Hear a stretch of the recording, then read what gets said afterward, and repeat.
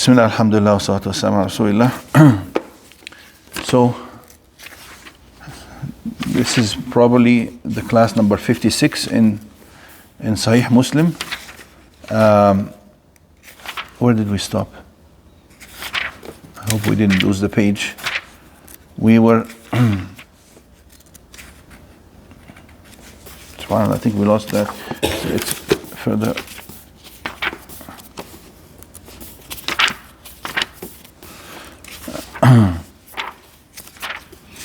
We were talking about the hadith that relate to using the word kufr to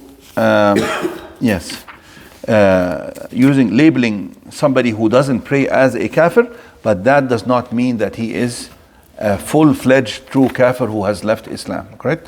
We mentioned the evidence to this, and we still continue to read. The hadith he mentioned here next, قال عن أبي سفيان قال سمعت جابرا يقول سمعت النبي صلى الله عليه وسلم يقول إن بين الرجل وبين الشرك والكفر ترك الصلاة. Jabir narrates that he heard the Messenger صلى الله عليه وسلم say that the barrier between a man, of course, or a woman, and a shirk, polytheism, and al-kufr, total rejection of Allah, is abandoning salah. Abandoning salah. This is one of the very strong evidences that the people who consider the person who abandoned the salah, consider him a non-believer. It is due to a hadith like this one. Due to a hadith like this one. Now, this could be interpreted that it is true kufr, but it could also be interpreted that this person who abandons the salah, he is at a high risk for losing his belief totally and becoming a disbeliever and a kafir. He is at risk. Or that he has committed an act that resembles the act of the kuffar. They never pray to Allah Azza wa Jal, so he is resembling them.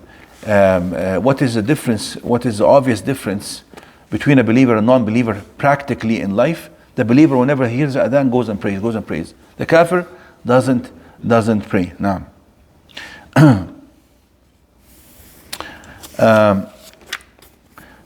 Ibn Qayyim has a long explanation of Iman and Kufr. Basically what he says, that both Iman and Kufr, they have a foundation and a basis, and they also have multiple branches. And that's actually not his own understanding. This is in the hadith. Al-Imanu bid'un wa sab'una shu'ba or bid'un wa sittuna shu'ba. The Iman, Prophet ﷺ says, it has multiple branches. The foundation of Iman is basically the belief itself, Shahadatu an la ilaha illallah anna Muhammadan Rasulullah, and then branches off all the good deeds, including the salah. Some of those good deeds are more important than others. You cannot compare the salah, for instance, with إماطة الأذى عن الطريق. فأعلاها شهادة أن لا إله إلا الله وأدناها إماطة الأذى عن الطريق. He says the highest act of Iman is the belief itself, شهادة أن لا إله إلا الله محمد رسول الله. وأدناها, the least is something that's very trivial, but it's also part of Iman, is to take away, ward off evil from the roads of the people. You find some like shoveling snow could be إماطة الأذى عن الطريق, taking rocks away from the roads of the people so as not to be harmed. That is also an act of Iman. At the same time, the kufr itself, the disbelief also, there's a central part for kufr, which is total rejection of Allah.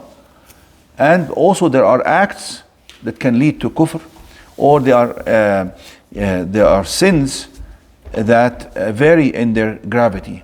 Some of them could be considered as a minor sin, some could be considered as a major sin.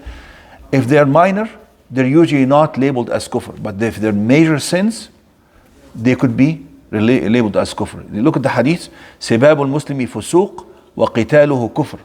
He mentioned two things here.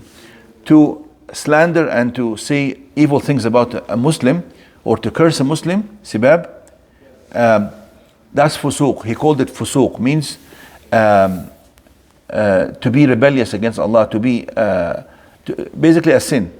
But he says قِتَالُهُ كُفْرٌ. But to actually physically fight or aim to kill, that is a kufr. He called it kufr.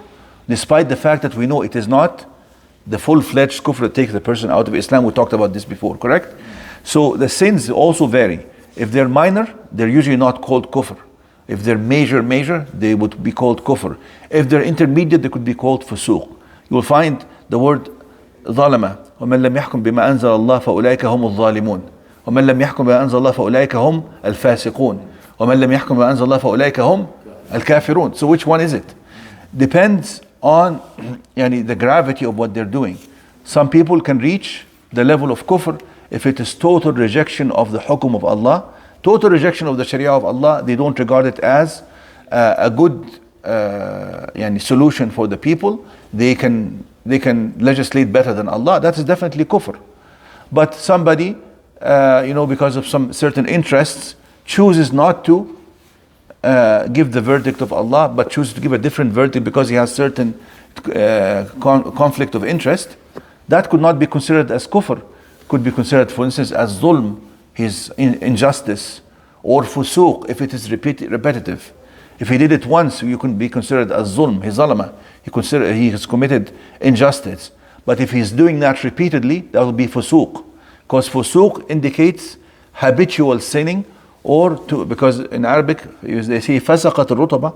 If you bring a soft date and you press it and the seed comes out of it, they call that fusuq. Basically to leave, to depart from the straight path, to be on a wrong path, not just once, but actually to depart repeatedly and habitually. You follow? So that's something to understand, that the Iman has multiple divisions, and the kufr has also multiple grades and divisions. And not every time you hear the word kufr, it will mean the actual kufr of leaving Islam, because that is how certain people became what's called Khawarij, for instance, right? You heard about Khawarij, certain people who they appeared very early in Islam, that they considered anybody who has committed a major sin as a kafir. He's no longer a Muslim, and he is in the fire of hell forever. And they actually they divided the Muslim community, and they fought against Muslims. They created so much turmoil, and people like this keep arising every now and then. Like even now, we've seen people very common, like for instance in Nigeria, this group that's called Boko Haram. They came, and all they would do is go to masajid and kill people, right? People who are praying. Who did they kill but people in the masajid, or go to girls' school and kidnap girls, and right? And they consider those as their lawful property. They can do whatever they want with them and so on. That is because they have adopted these wrong beliefs. Inshallah, we'll continue to talk about this next time.